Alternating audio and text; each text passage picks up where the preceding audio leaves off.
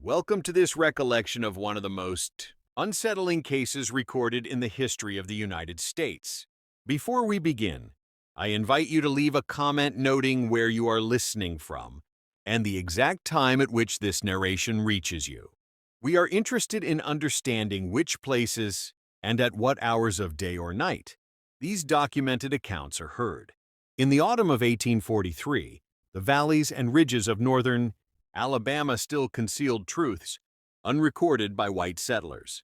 The rugged terrain of the Cumberland Plateau, its dense forests and steep ravines, served as both refuge and confinement for one man, whose name would later be spoken with equal measures of dread and awe. This is the account of Samuel Green, a man who escaped bondage only to become something far more feared than his former masters could have imagined. The first documented reference to Samuel Green appears in the records of the Johnson Plantation, located roughly 20 miles northeast of Huntsville in the Tennessee Valley District. William Johnson, a wealthy landowner who had migrated from Georgia in the 1820s, held more than 40 enslaved individuals. Among them was a young man listed simply as Sam, age 22, field hand. Plantation ledgers preserved in the Madison County Historical Society describes Sam as troublesome, noting 2 prior escape attempts before his 23rd birthday. The Johnson Plantation lay beneath the southern ridges of the Cumberland Plateau, where fertile lowlands rose sharply into forested mountains. For someone contemplating escape, these highlands represented the only viable path. North lay Tennessee and its own system of bondage. West, the treacherous Tennessee River. South, deeper into Alabama's plantation heartland. On the night of October 11, 1843, during an unseasonably cold autumn storm, Samuel Green disappeared from the Johnson Plantation for the third and final time. Unlike his earlier attempts, this escape showed careful preparation. The Overseer's Journal, now housed in the Alabama Department of Archives and History, records that Green took a wool blanket, a hog butchering knife, and approximately 2 weeks' worth of dried provisions from the smokehouse. What made Green's escape remarkable was not merely that he succeeded, but that he did not flee northward toward the free states. Instead, historical evidence suggests he moved deeper into the mountainous wilderness of northeastern Alabama, into terrain few white settlers dared to enter. The first indication of Green's transformation appeared 3 months later. In January of 1844, a hunter named Elijah Thornton reported to the Jackson County Sheriff that he had encountered a black man, wild in appearance, while tracking deer near what is now Guntersville Lake. According to Thornton's account, preserved in county records, the man wore animal skins and carried a crude spear and knife. Before Thornton could speak to him, the figure vanished into the underbrush. Over the following months, similar reports surfaced from trappers, hunters, and isolated settlers. The descriptions were consistent: a tall black man with a distinctive scar across his left cheek, matching Samuel Green's recorded appearance, clad in hides and displaying exceptional woodcraft. What began as curious sightings soon turned darker. In April of 1844, a small hunting party led by Thomas Wilkes failed to return to their settlement near present-day Scottsboro. When a search party located their camp, it had been destroyed. 3 of the 4 men were missing. The lone survivor, James Carter, was found nearly a mile away, hiding inside a hollow tree in a state of extreme distress. Carter's testimony, recorded by the county magistrate, described an attack by what he called a Negro mountain devil, a figure who moved like a phantom, through the trees and killed with terrifying efficiency. Authorities initially dismissed his account as delirium brought on by trauma. Subsequent events, however, would lend it credibility. Throughout the summer and fall of 1844, isolated homesteads reported thefts, not of valuables, but of tools, weapons, cookware, and clothing. Most disturbing were claims that these thefts occurred while occupants slept, with no sign of forced entry. By December, the figure had acquired a name among the local population, the Mountain Devil. Rumors spread that this was no ordinary fugitive, but a man possessing supernatural abilities, able to move silently, survive brutal conditions, and harbor a particular hatred for white hunters and slave catchers. Newspapers such as the Huntsville Democrat dismissed these stories as superstition, while conceding that a fugitive enslaved man appeared to be living as a savage in the northeastern highlands. The legend might have remained a regional curiosity if not for the events of February 18, 1845. A slave-catching party led by Jeremiah Burke, a notorious figure known for retrieving fugitives across the South, entered the mountains with the explicit purpose of capturing Green. Burke had been hired by plantation owners fearful that Green's continued freedom would inspire further escapes. The party consisted of 6 men and 4 tracking dogs. According to the sole survivor, they followed the dogs deep into a narrow valley. As night fell, they made camp near a stream. Shortly before midnight, the dogs began to growl, and then fell silent. What followed was described as a methodical slaughter. Michael Reynolds, the only survivor, reported that shadows moved among the trees as the men were taken one by one, dragged into darkness without sound. Reynolds survived only by falling into the creek and being carried downstream. As he clung to a fallen log, he claimed to see a tall figure standing on the bank, watching. "He could have killed me," Reynolds told authorities, but instead he watched me drift away, like he wanted me to tell what happened. The deaths of 5 white men, particularly those engaged in the legally sanctioned recovery of human property, demanded a response. In March of 1845, Governor Benjamin Fitzpatrick authorized a militia expedition to capture or kill Samuel Green. 40 armed men under Captain William Holtz spent 3 weeks combing the mountains. Their journals describe pursuing a ghost, abandoned camps still warm, hidden caches of supplies, fleeting glimpses of a distant figure who vanished before they could close in. On the 18th day, they discovered what appeared to be Green's primary encampment, a sophisticated structure built into a cliff face, combining a natural cave with wooden walls and a thatched roof. Inside was an arsenal, rifles, knives, spears, a bow, and arrows. More unsettling were the personal belongings of at least 7 men who had vanished in the region. Most disturbing of all was a journal. Written on stolen paper and bound in animal hide, it revealed a man of notable literacy and profound hatred. Green detailed the abuses of plantation life, his failed escapes, and his transformation in the wilderness. "In these mountains," he wrote, "I have become what they feared. No longer a slave, but a demon of their own making. What mercy did they show? So shall I show the same." The journal revealed he was not alone. He referred to 2 other fugitives only as brothers in bondage, with whom he had formed a system of survival. The militia searched another week but found no trace. Green had retreated deeper into the wilderness. Reports diminished through late 1845. Some believed Green had fled north. Others assumed he had died. That illusion ended on January 7, 1846. William Johnson, Green's former owner, was found dead in his study. The house was locked from within.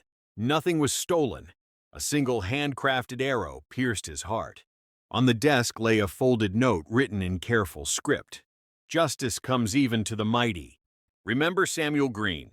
They used false trails and struck only at night, when visibility was at its worst." One particularly harrowing account describes 6 militia, men making camp in what they believed was a secure position. By morning, 2 of their companions were gone. Carved into a nearby tree was a message that sent a chill through the survivors. "You hunt a man who learned to hunt by watching you." After losing more than a quarter of his force, without even confirming a direct sighting of Samuel Green, the expedition's leader, Major Thomas Bradford, ordered a retreat. In his report to Governor Fitzpatrick, he wrote, "We do not face a man, but a phantom who has mastered these mountains completely. He strikes and disappears. My men fear the valleys and forests alike, believing death waits in every shadow. I cannot, in good conscience, continue this pursuit. For the next year and a half, the legend of the Mountain Devil only grew. Though direct attacks became less frequent, Green's presence lingered like a constant shadow over the region. Travelers reported crude warnings carved into trees along mountain paths. Slave catchers began refusing assignments that would take them into the highlands. Members of the Cherokee community, who maintained a small presence in the area despite forced removals, spoke of a vengeance spirit protecting those who fled bondage. Perhaps most striking was the sharp rise in successful escapes from plantations.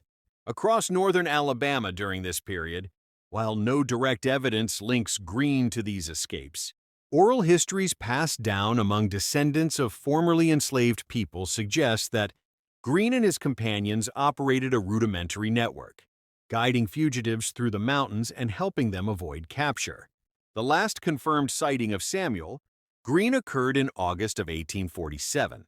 A surveying party working near what is now the Alabama, Georgia border encountered a man matching his description.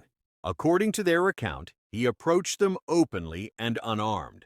The party's leader, Edward Mitchell, later wrote that the man identified himself as Samuel Green and spoke calmly with them for nearly an hour. He was weathered, Mitchell noted, but not weakened. His speech was articulate, and he carried himself with the confidence of a free man rather than the caution of a fugitive. Most remarkably, Green reportedly told the surveyors that he was preparing to leave Alabama. "I have made these mountains remember me," Mitchell quoted him as saying. "Now I go to find what freedom truly means." Whether Green escaped northward, as his words suggested, remains unknown. No further confirmed sightings or incidents attributed to him appear in historical records after 1847, yet his legend endured. Throughout the 1850s, plantation owners in northern Alabama continued to report that enslaved workers whispered stories of the Mountain Devil who lived free in the wilderness and punished those who abused their power. During the Civil War, Union officers stationed in the region recorded hearing tales of the Black Phantom of the mountains. In 1864, Captain James Woodson wrote that an elderly Cherokee man claimed to have sheltered Green shortly before he left the region, asserting that Green eventually made his way to Canada. History offers no definitive conclusion to Samuel Green's fate. Like many figures who exist between documented record and folklore, the line between fact and legend has blurred with time. What remains clear is that for nearly 4 years, an escaped enslaved man survived one of the harshest wilderness environments in the American South, and in doing so, transformed himself from hunted to hunter, from property to phantom, from object to legend. The mountains of northern Alabama still stand, their ridges now crossed by highways and towns. Few travelers today know the story of the man who once turned these heights into his fortress. Yet within communities that have existed here for generations, especially among descendants of enslaved people, the memory of Samuel Green lives on, a powerful symbol of resistance, survival, and the terrible cost of freedom. The final entry in Green's recovered journal perhaps best captures his transformation. "They made me property, but these mountains made me a man. They made me invisible, but here I learned to see in darkness. They tried to break me, but instead forged something they could never control." The last confirmed sighting of Samuel Green occurred in August of 1847. A surveying party working near what is now the Alabama, Georgia border encountered a man matching his description. According to their account, he approached them openly and unarmed. The party's leader, Edward Mitchell, later wrote that the man identified himself as Samuel Green and spoke calmly with them for nearly an hour. He was weathered, Mitchell noted, but not weakened. His speech was articulate, and he carried himself with the confidence of a free man rather than the caution of a fugitive. Most remarkably, Green reportedly told the surveyors that he was preparing to leave Alabama. "I have made these mountains remember me," Mitchell quoted him as saying. Now I go to find what freedom truly means. Whether Greene escaped northward, as his words suggested, remains unknown. No further confirmed sightings or incidents attributed to him appear in historical records after 1847, yet his legend endured.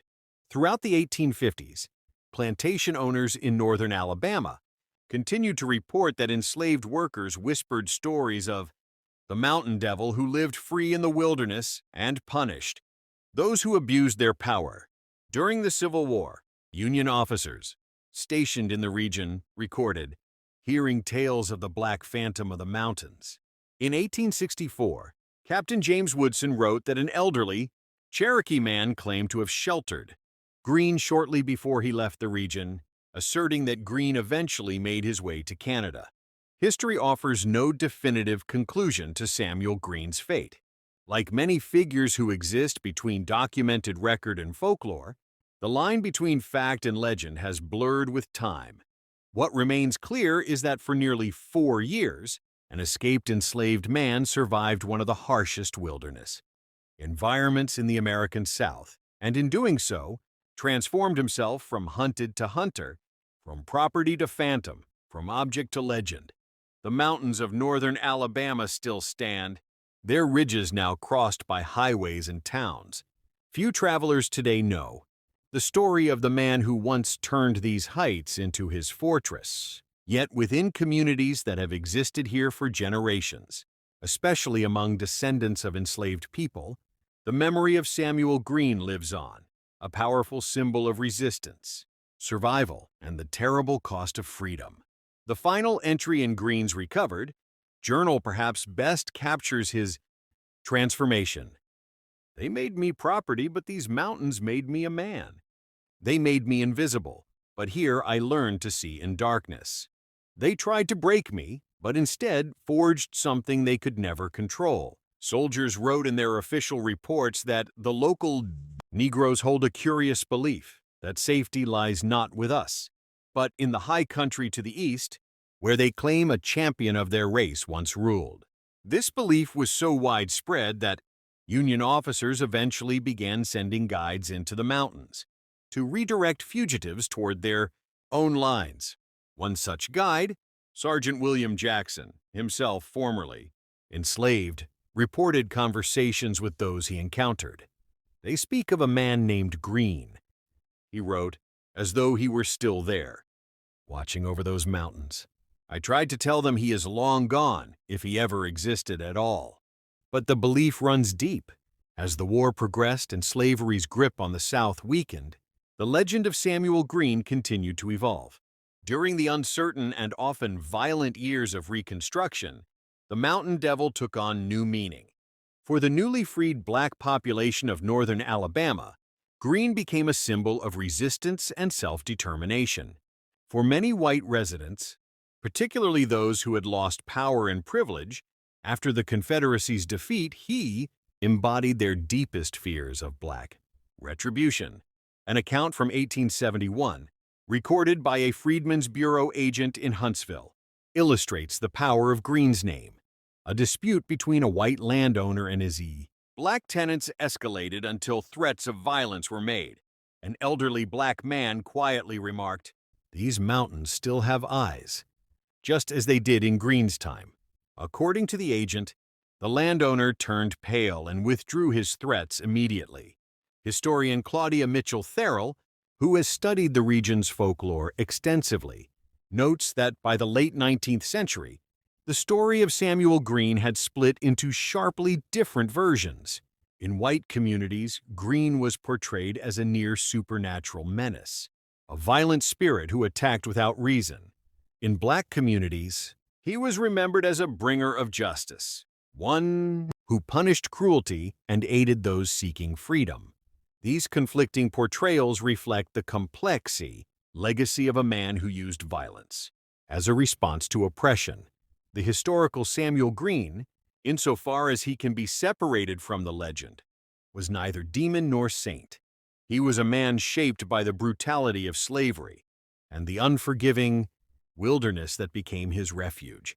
His actions, though retributive, do not appear to have been indiscriminate. No records describe him harming women or children, and even some white men, such as the surveyor, Edward Mitchell, reported peaceful encounters. In the 1990s, archaeological investigations added a new dimension to the story. A University of Alabama team studying prehistoric Native American sites in the Cumberland Plateau uncovered the remains of a small dwelling built into a sheltered rock overhang. Carbon dating placed its occupation in the mid-19th century. Among the artifacts recovered were handmade tools, modified weapons, and a metal button matching those used on clothing from the Johnson plantation in the 1840s. While the site cannot be conclusively linked to Green, its timing and location align closely with historical accounts.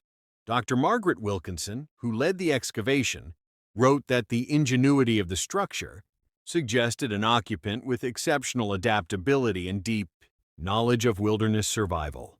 The site also commanded a clear view of one of the few access trails into that part of the mountains, indicating a constant awareness of approaching danger. By the early 20th century, Samuel Green's story had largely faded from public memory, preserved mainly in family histories and local lore. Rapid industrialization, particularly around Birmingham, brought new populations with little connection to the region's antebellum past.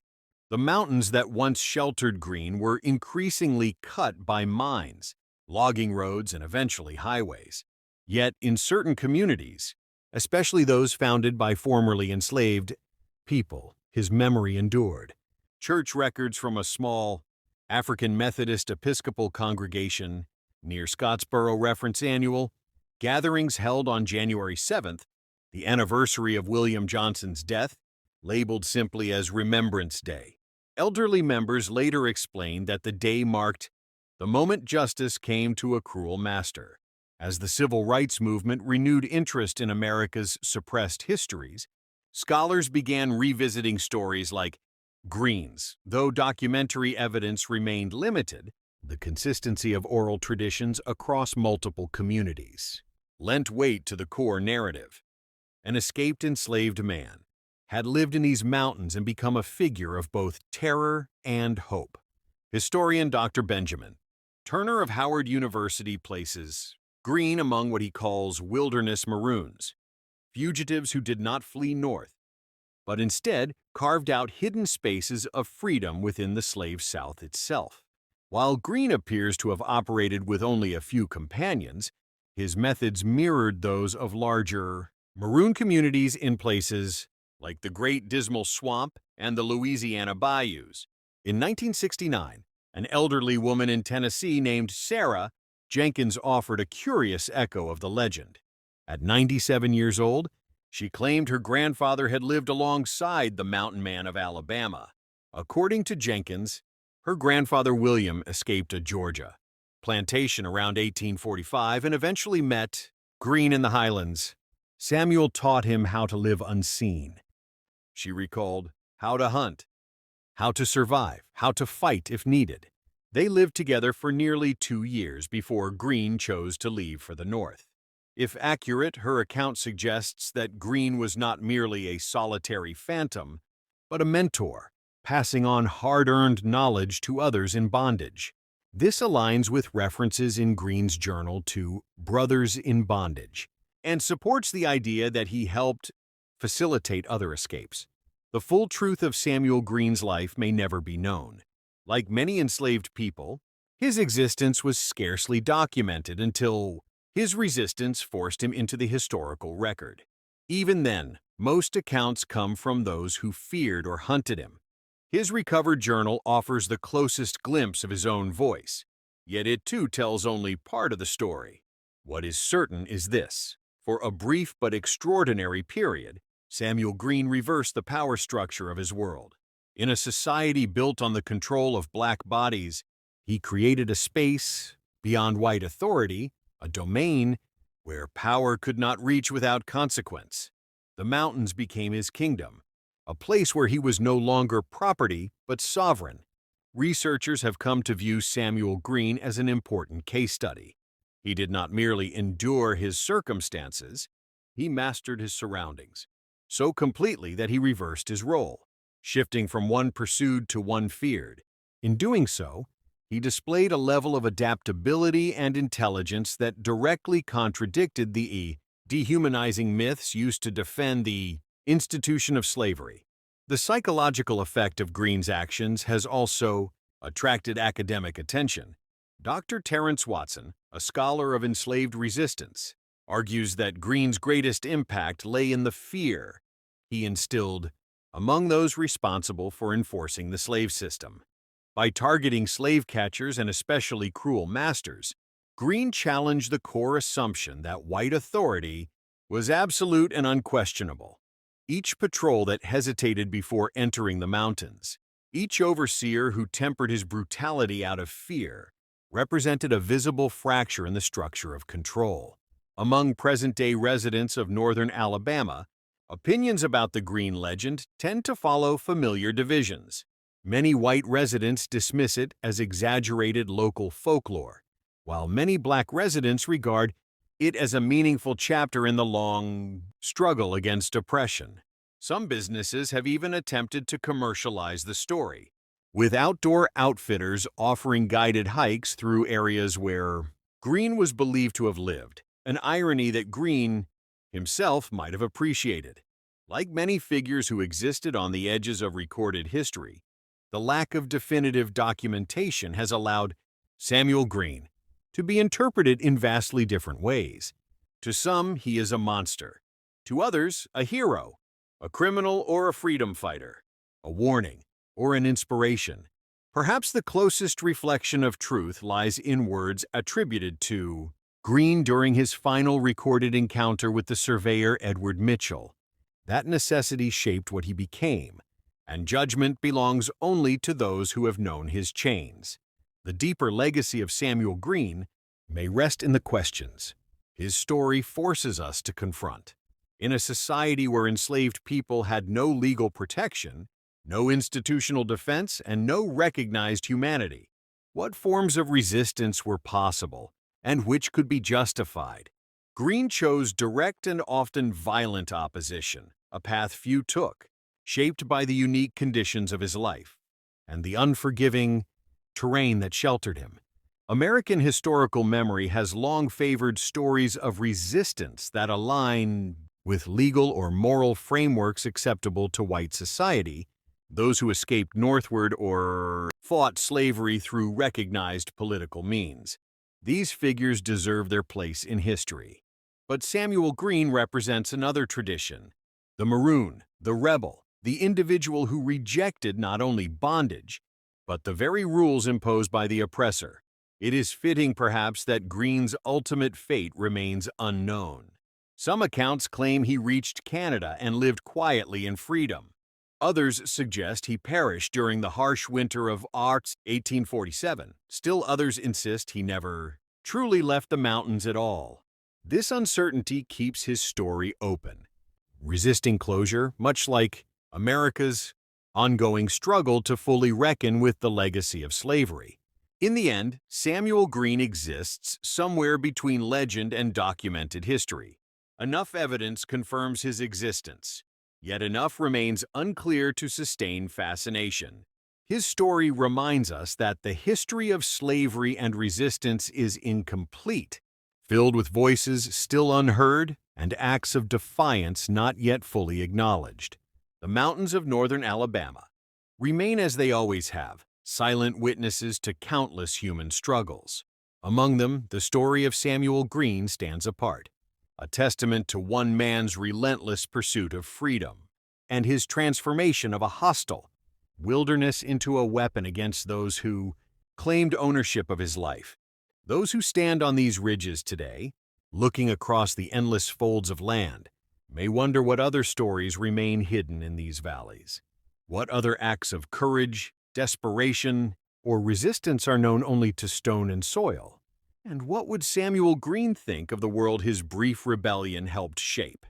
In the final passage attributed to his journal, Greene reflects on his transformation. He entered the mountains as a fugitive shaped by others' demands, and left them certain of his own identity. Whatever awaited him beyond those ridges, he carried one unshakable truth, that though born in bondage, he would die free in body and in spirit.